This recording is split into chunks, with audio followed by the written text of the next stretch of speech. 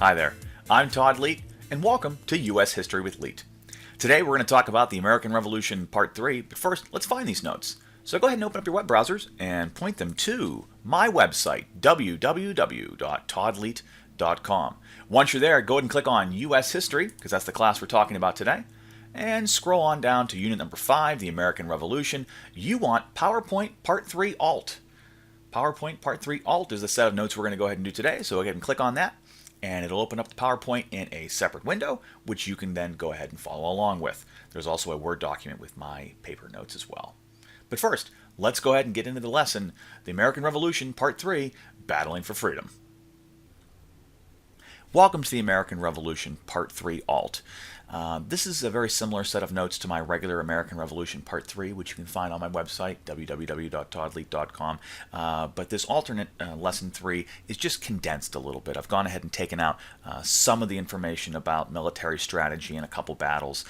This section is just meant to be just a little bit of a cleaner, shorter Lesson 3 that kind of sums up the middle part of the war through the end. So if you're interested in a little bit more depth, do check out my Lesson Number 3 off my website. There's no video to go along with it, but it does have a lot of the same information, plus some more info on battles and what have you. So what are we going to talk about today? So the last time we had chatted, we discussed the Declaration of Independence. And while that is an incredibly important document, it's not going to mean anything unless the colonists can win this war. So really the document itself is meaningful in that the statement is being made that, you know, we no longer will be abused and we want to be our own nation, and we talked a lot about the social contract and how, you know, people have a right to good government, and if government's not providing protection of their rights, they can form a new one.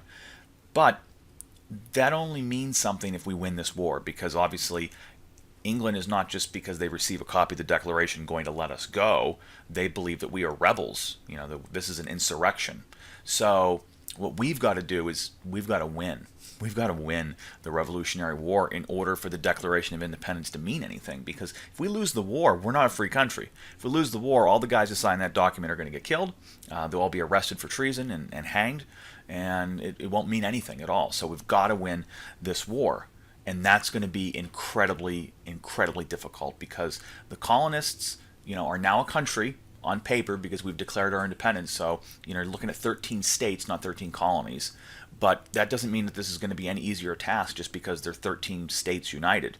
What we're going to see is that, you know, they're facing off against the most powerful nation in the world at the end of the 18th century. So, you know, Great Britain has the biggest navy in the world. They've got the biggest army in the world. And then to supplement that army, Great Britain goes and hires mercenaries. Mercenaries are professional soldiers that a country can hire to add numbers to their troops. So, you know, the British have their own plus other hired guns, and that's coming at us. Very, very difficult for the states on their own to overcome this, especially when, you know, the United States Navy is only a couple ships. We're talking about ships that are like barely above, you know, fishing vessels. So that's not really much of a thing. The army is in tatters by this time from having lost a couple battles, and lots of people want to go home. So that's not really great. So if we're going to win this thing, what we're going to need is some help.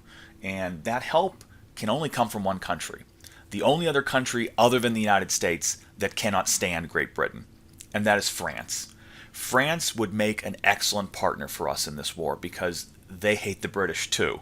They've got a long history of feuding back and forth. And so if the French could join in on this thing with us, maybe we'd have something. And so this kind of goes back to the old saying, the enemy of my enemy is my friend. There's only one other country in the world that would love to beat Great Britain, and that is France. And so what the new young United States is going to have to do is convince the French to join us in this war, because they have soldiers, they've got a navy, they have skills. They would be the ideal country to help us defeat the British. On our own, we simply cannot do it. As much as we've got, you know, a reason to fight, we just can't win this thing on our own. We're going to need the French. However, hatred for the British alone is not enough to get the French in this war. See, the French just lost to the British and us, the colonists, just a few years ago in the French and Indian War, and they are still stinging from that defeat. So yeah, they'd love to beat the British as a little bit of payback here. However, they also cannot take the risk of losing another war to the British within only a few years. So they're not immediately wanting to jump in this war just to help us and hurt the British, because there is a risk of losing, because we haven't really proven ourselves as that great a group of guys that can win this thing. So we've got to convince the French that we are worth the risk.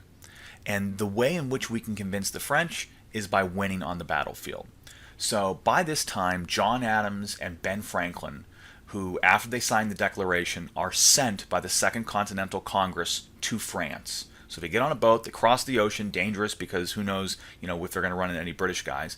They go to France, and as soon as they get there, they attempt to try to get the French to join the war on our side. And the French are really, really, really good at delaying. They come up with every excuse in the world why they can't talk about joining us in this war. So they're over there, and we're trying to prove to the French the whole time that we are worth it. And they kind of humor us, and they throw parties, and they invite they love Ben Franklin, and they put up with John Adams. But the French just keep dragging their feet on this thing. The only way that the French are going to join this war is if we can win some battles on our own. And then that way the French will see, oh, you know what, those Americans, they're not doing so bad. If we were to help them, that would really put them over the top. But unless we can start winning some stuff our own, the French are not going to come help us. And so that's what we've got to do. We've got to win some battles on our own to show the French that we're serious about this, that we're not just a bunch of guys who don't want to pay taxes, but show them that we're actually fighting for something. That, when we say in the Declaration, that we're doing this because we want to create good government, and not because we're just a bunch of guys trying to avoid paying their taxes. We need to back that up by winning some stuff on the battlefield, by showing them that we're willing to make sacrifices. And if we can do that, then maybe the French will be encouraged enough to join us on this war. But until we can do that, we are just a gamble that the French just do not want to take. So we're going to be on our own for a little bit until we can bring them in on this. All right, I'm going to go ahead and skip forward in the war just a little bit, but here's what's happened since we declared our independence on July 4th, 1776. You'll remember I told you in a prior lesson that Washington was picked to become the first general of the Continental Army, and so he takes over the troops that are stationed up in Boston surrounding the British. Well, Washington is able to get guns pointed down at the British to the point that if the British don't leave the city, they would be destroyed. So the British evacuate the city of Boston, and that's a win for Washington. So Boston returns back to the Patriots. Washington then takes his army and moves it down to New York City, because that is the British next target. And so he moves his army into New York, and the British attack, and Washington is barely able to escape. There's this weird fog that rolls in unexpected, and Washington is able to use this fog to evacuate what's left of his army and himself, so he's not captured, but the British do take over the city of New York. So Washington then moves his troops down to Philadelphia, because the next place that the British are going to attack is the city of Philadelphia, because that's the capital of the new United States. That's where the Second Continental Congress works, and so he moves to Philadelphia to protect that city, which he can't do because the British attack, and he again has to escape before becoming captured. So Washington has got a mixed record. He's 1-2. He wins Boston, but he loses New York, and he loses Philadelphia. So he's not doing too hot against the British Army. But the British actually have two armies here in North America. The first one is fighting against Washington and taking over places like New York and Philly, but there's another army that's coming down out of Canada. So Canada is owned by Great Britain, just like the colonies were. The difference is the colonies, the 13 colonies that are us, are fighting for their independence, but Canada is not. The colony of Canada is staying with Great Britain. And we even asked them, we sent them a letter. We're like, Dear Canada, do you want to join us in the Revolutionary War and, get your freedom? And Canada was like, no thanks, maple syrup and snow and stuff. So the Canadians, they stay with Great Britain. And from Canada, the British march out and invade New York. And as they're marching through New York, they come upon a problem, which is northern New York, like upstate, not the city, but upstate, is very, very thickly wooded at this time. You got these mountains that are very difficult to navigate through, and the soldiers are having a real tough time. The British soldiers having a real rough time getting around. But the Americans in that area are native, and they know the backwoods really, really well of New York, and they're able to attack the British here and there. We're not talking about lining up in big neat lines and then lowering your muskets and firing a volley at guys. We're talking about like taking pot shots, like hiding behind rocks, taking a couple shots and running away. The British cannot stand people fighting like that. So what the British do is they get tired of getting attacked here and there real quick with this little hit and run stuff. So they all consolidate at a place called Saratoga in New York. And they actually find themselves surrounded by the Americans under the leadership of another general, not Washington. This guy here looks a little bit like Washington in the PowerPoint, but his actual name is Horatio Gates. So Horatio Gates controls this other army of the Continentals, and it surrounds the British at this place called Saratoga. And the British are not able to break free of where they are surrounded. And they have no choice but to surrender. When an army gets surrounded, and we'll talk about this a little bit more later, when an army gets surrounded, their choices are to either fight their way out or surrender, because once you surround an army, you can cut off all their supplies, and then they'll just run out of food and water or whatever and die. Well, you can't die, so you've got to surrender. So the British are actually going to be surrounded up in Saratoga and have to surrender. And it's a pretty large British army that has to surrender. And this is incredibly important because not only is it a win, and we could use a win at this point, but it's a big enough win to get the attention of the French. And it's this victory that convinces the French, hey, you know what, those Americans, maybe they can win this thing. They must really be in it for the right reasons, as we would say on The Bachelor. They're here for the right reasons. We are going to try to win this thing for the right reasons because we're not just trying to avoid taxes. We really do believe in this. And our guys are out there every day fighting and dying for something that they believe in. And the French see that. And finally, with the victory at Saratoga, the French are convinced that they should join the war on our side. And that is a game changer. Saratoga is an incredibly important battle. I mentioned in a prior lesson that there are only 4 battles that I think the average person should know about in the Revolutionary War. The first first 2 of the Revolutionary War, Lexington and Concord. You know that because that's where the war starts, at Lexington and Concord. That's the shot heard around the world. That's really, really, really important. The second battle I think you need to know is the one that is the point of no return. And that's the Battle of Breed's Hill. After that, there's no more making up with Great Britain. We're definitely going to go to war. That's all there is to it. That's the second important battle. The third is Saratoga, this one that we're talking about right now. Saratoga is an incredibly important battle because this victory convinces the French to join the war on our side. Without this victory, the French would stay on the sidelines, and maybe we'd win 1 or 2 more here or there, but we would not be able to win the war overall. And so this victory on our own convinces the French to join the war. And when the French join the war, they begin to send soldiers, they begin to send supplies, and they begin to send their boats, their navy. And these are important tools that we need because we don't have our own navy. Again, we got a couple boats that otherwise could be used as fishing boats. So that's not very helpful. Our guys are not very well trained. But what the French are going to do is send soldiers, send guys to train our soldiers, and send their own boats, send their navy to help us as well. They wouldn't do this if it wasn't for Saratoga. So the Battle of Saratoga is an incredibly important victory for the colonists. It's the turning point of the war. A turning point means that, from here on out, things are going to go differently. And so Saratoga not only is a big victory for the colonists, states. This is not only a big victory for the states, but it's also a big victory in that it brings the French in on our side, and that is a game changer. All right, let's talk about one of the greatest challenges the United States Army has ever faced. And it wasn't another country, but it was instead a season of the year, winter. Winter of 1777 to be exact. So back in the day, armies did not fight all year long, all 12 months of the year. But instead, during the winter months, armies would set up what's called winter quarters. Basically, it was just a timeout from fighting, because during the winter months, the conditions are just not appropriate to fight. Remember, it's the old days.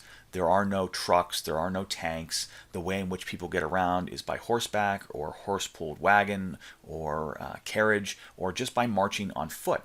So during the winter months, when it's either incredibly cold out, snowy out with accumulation, and no snow plows invented yet to clear roads, no paved roads, it's just too difficult to move around to actually do any fighting.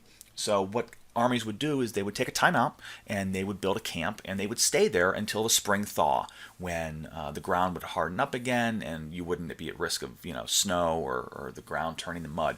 And so Washington sets up his army's winter camp in a little town called Valley Forge, Pennsylvania, for 1777. And it turns out to be one of the most difficult winters rather, in Pennsylvania history. It was incredibly cold. There were snow accumulations, high winds, very, very, very low temperatures. And Washington's men suffered greatly.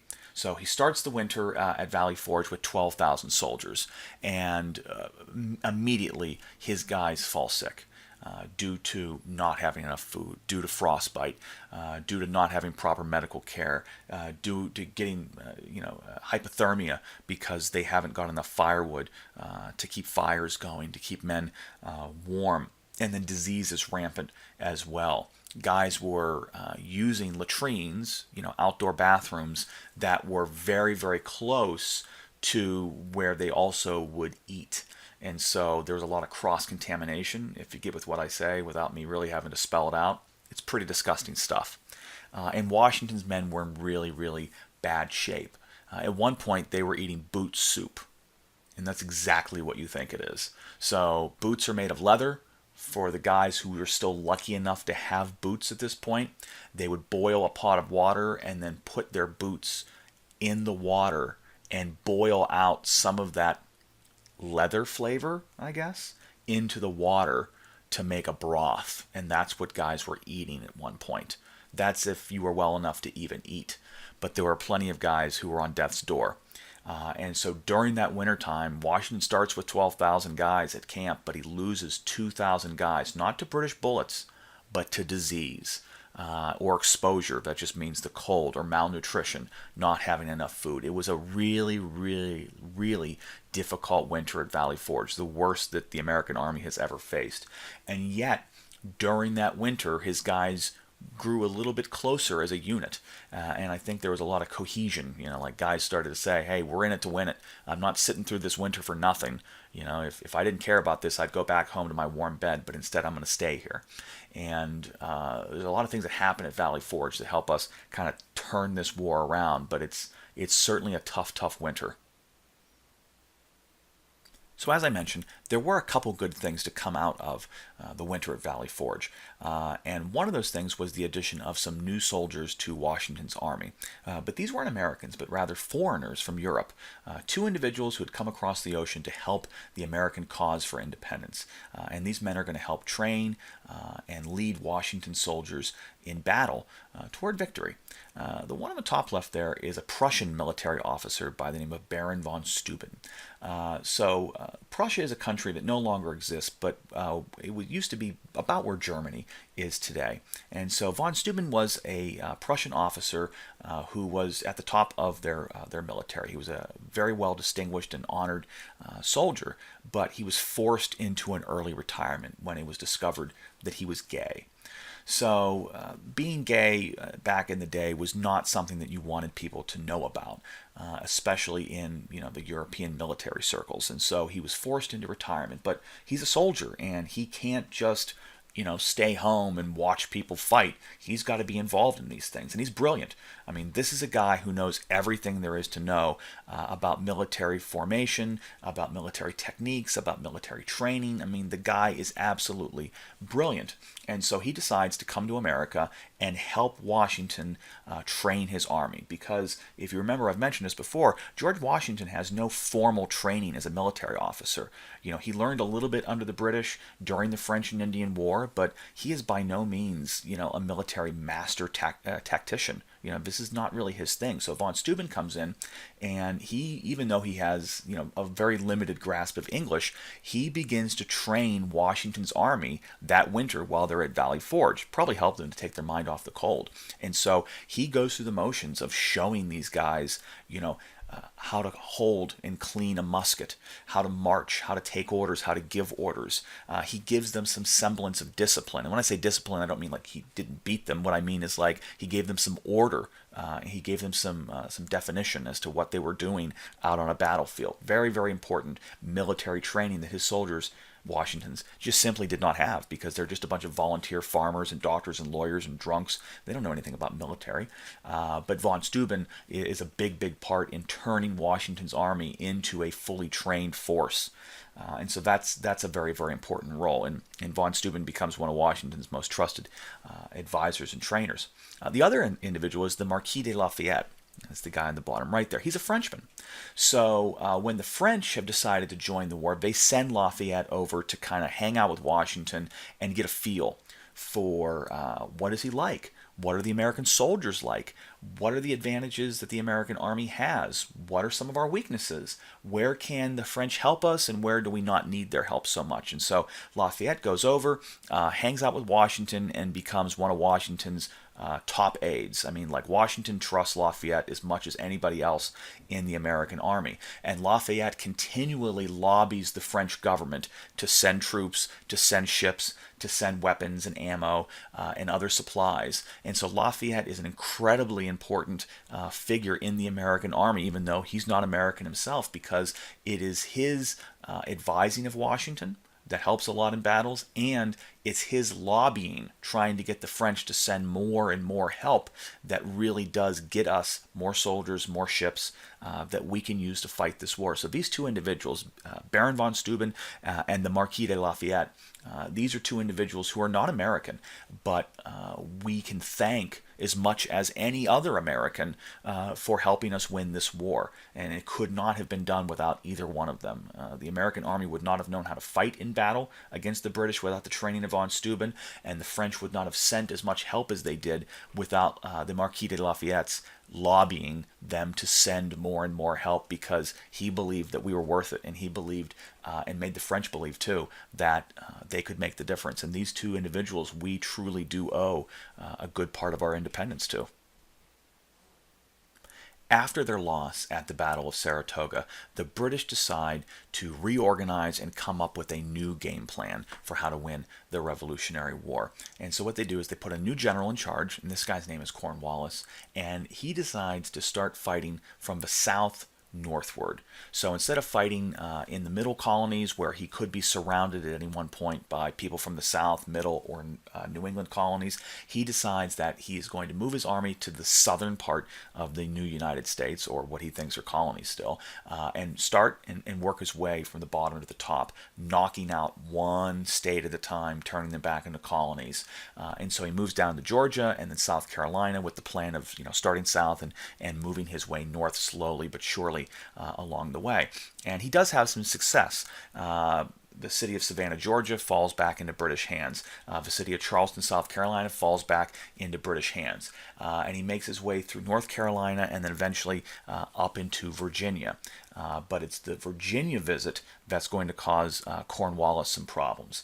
Also, by this time, we are now in the late 1770s.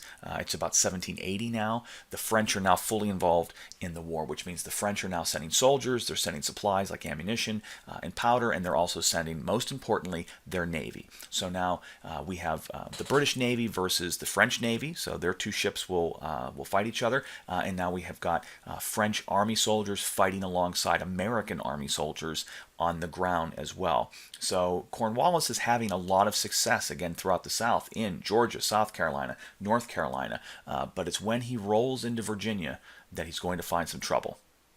So as mentioned, the new British strategy after the loss at Saratoga is to work their way from south to north, starting down in Georgia and moving from Georgia into South Carolina into North Carolina, up into Virginia, hopefully flipping each one of these states back into colonies along the way. And the British have had some success under their leader, a general by the name of Lord Cornwallis. So Cornwallis has made his way into Virginia, and he positions his troops at a place called Yorktown. So Yorktown is on the east coast of Virginia, along the James River, which leads right out into the Chesapeake Bay.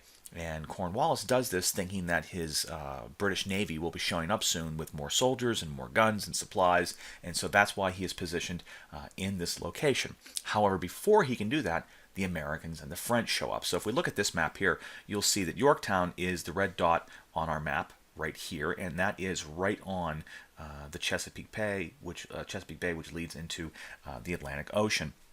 If we zoom in and take a look at this map down here, we'll see that the red group of guys right here, those are the British under Cornwallis, and they have now been surrounded by the French and the Americans. So the French are the purple troops here, the Americans are the blue troops here. So Cornwallis's men are surrounded on two sides with the water behind him. If you notice here, the Americans are led by, and they give you the names of some of the generals that are working for the Americans. This one here is Lafayette, and this one here is von Steuben. So from our last slide, we're talking about how Lafayette and von Steuben are great helps to the American cause, not just in encouraging the French, like Lafayette, or just training the troops like von Steuben, but they are also leaders on the battlefield for Washington. And so the Americans and the French have the British surrounded at Yorktown. Now, normally this might not be a huge problem if the British Navy can show up and bail out Cornwallis, drop off more troops, use their guns to shoot at the French and Americans, but the British Navy never shows. And that's because they are being held off by the French Navy elsewhere. So, behind Cornwallis parks the French Navy.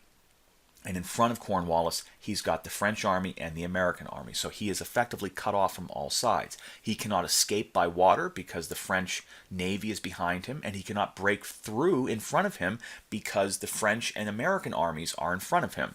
And basically, he's got 8,000 troops of his own, and the French have about 8,000, and the Americans have about 8,000. So he's more than doubled in troops surrounded, plus he's got the French Navy behind him. And with that happening, Cornwallis takes about 3 weeks of pounding.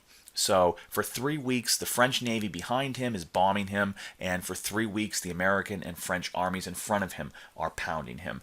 And he's holding out hope that the British Navy will show up, bail him out somehow, help him, resupply or evacuate or whatever. But that never happens, and so Cornwallis is forced to surrender. And when he surrenders, it's not just the end of this one battle, it's the end of the Revolutionary War. Because when the British are defeated, that's it. There is no other British army to pick up and fight elsewhere. This is the last big army that they have here in the Americas. And so their surrender and return to Britain is the end of the fighting of the Revolutionary War, and we have a W. Cornwallis surrenders, but he was so embarrassed of surrendering that he wouldn't go out to the formal surrender ceremony himself. Back in the day, the way in which you surrendered formally was you would go out on the battlefield under a white flag of surrender, and if we look in this painting up here, that's what this is up here. In this painting, it's the British surrender flag. And what you would do is when you surrendered, you'd go out to the battlefield as the lead general surrendering, and you would meet your opposition, the one that had just beaten you, that general, and you would hand him over your sword as a way of surrendering. That's like the formal surrender. And Cornwallis was so embarrassed of having been beaten by both the French and the Americans, whom he did not respect at all. Like, he liked, I shouldn't say he liked, he respected the French. He didn't like them, but he respected them. But he had no respect for the Americans whatsoever. And so he was so embarrassed by having been defeated by them that he wouldn't even go out to the surrender ceremony. He sent one of his lieutenants out with his sword because he just could not show his face, which was a little bit embarrassing after all that. The British to not have the respect for the Americans to go out and surrender to us in person. But once he surrenders, that's it. The fighting is actually over, and we've pretty much won the Revolutionary War. The British go home, and we're kind of on our own. We've won, but we need the British to say you win. That's the key. Is we need them to say on paper with a peace treaty, "Hey, America, good job, you won. You are your own country. We're not going to try and come back and take you over again. We're not going to keep this fighting up. We're going to let you go." And so it's going to take 2 more years. So the Battle of Yorktown is the victory on the battlefield in 1781, but it's going to take 2 more years till 1783 that we actually have a peace treaty with the British that they acknowledge that we're the victors of this war. And so Yorktown marks the 4th battle that I think that you should know. So again, We start with the first battle of the Revolutionary War, the battles of Lexington and Concord. You need to know those because they are first. They're what kick off this whole thing with a shot heard around the world. The second battle I think is important to knowing is the Battle of Breed's Hill, because that is, again, the point in which there is no return, after which there is no making up with England. We are in it to win it at that point. The third one we just talked about in this lesson, I think that's important to know, is Saratoga, because that's the turning point that America, getting that victory on their own, shows the French that we are worth their effort and that we are worth the risk, and so the French join the war. And then finally, the fourth one you need to know is this one here, Yorktown. With this victory, American victory is assured, and our independence is going to be granted by the British once they sign a peace treaty within 2 years. The Americans winning the Revolutionary War with their victory over the British at Yorktown is a bit of a good news, bad news situation. The good news is you've won the final battle. The war, militarily speaking, is over. There's no further battles. No one else has to die. However, the war is not over, bad news, until a treaty is signed between two nations to formally end the fighting. And it's going to take 2 years of negotiations for this war to come to an end with a peace treaty between the new United States and Great Britain. And that peace treaty is called the Treaty of Paris. And so 3 Americans, John Adams, John Jay, and Ben Franklin, are going to work with the British for 2 years of negotiations in order to get them to sign over to the United States, one, our independence, and two, some new borders. Because not only do we need the British to admit that we win and that we are our own country, but also us to agree on where our borders are going to be, because the British are not leaving North America completely. They actually are still going to own Canada. So we have to know, where is the border between our two countries? And so that's part of this Treaty of Paris as well. If you look at the document here, this is the signatory page. So this is the last page of the document. So in the Treaty of Paris, Great Britain does 2 things. One, they acknowledge that the United States is a free and independent country, and they give up any claims to our land and say that they will not attempt to retake and force us back into being colonies. They recognize that we are a free country now, just like France, just like Spain, just like anybody else. So that's one. Number 2 is we agree to where our borders are going to be between our two countries. That's the other part of the Treaty of Paris. And so if you look on this document here, you'll see at the bottom the signatures and seals of the people who are signing this treaty. So over here, this is the signature of a man by the name of David Hartley. Hartley was the man who signed the document for the British. So King George III did not actually sign this document himself, but King George III appointed David Hartley to work for him and negotiate this deal. That is his signature. And then we see the signatures of the 3 American negotiators. They signed in alphabetical order. So first, here is John Adams and his seal. Then there's Ben Franklin and his. And finally, John Jay and his. So these are the 3 Americans who tirelessly negotiated with the British as to, 1, getting them to acknowledge that we won and that we are our own country, and 2, what our new borders are. And here is what that looks like. So these 2 maps here show what the new United States looks like. Here you'll notice that the new United States has got a border on the west side, which is the Mississippi River, and then we extend all the way out to the east coast. And we've got borders with British Canada through the Great Lakes here as well. And this is zoomed in over here on this map on your right. So the land that is pink are going to be states, and then we've got a couple territories here eventually. You'll notice that Spain still is going to control Florida at this point, so we're not going to have that. And then up here, this is an area called the Northwest Territory. This is not yet going to be states, but this is also territory that belongs now to the new United States, and that'll eventually get turned into states, as you know. So this is it. This is the land that we get from Great Britain as the result of the Treaty of Paris, which is our victory document that ensures that the United States is its own nation. And that, in a nutshell, is the Revolutionary War. It takes several years to win victory, and battles are not being fought on a daily basis. And for the last 2 years, there are no battles being fought at all, except in the negotiating rooms. But the end result is America is its own nation, and it's a free one. that was, fought for and won over quite a long time. Well, that'll do it for this lesson on the American Revolution. If you happen to find this video helpful, why don't you click on the like button? Maybe even subscribe too while you're at it. That way you're notified every time I push out a new video. If you're interested in any of my materials, check out my website, www.toddleet.com. There you'll find all the materials for the classes I teach, United States history, world history, the American Civil War. It's all there. Check it out. I want to thank you very much for watching. I do appreciate it, and I will see you next time.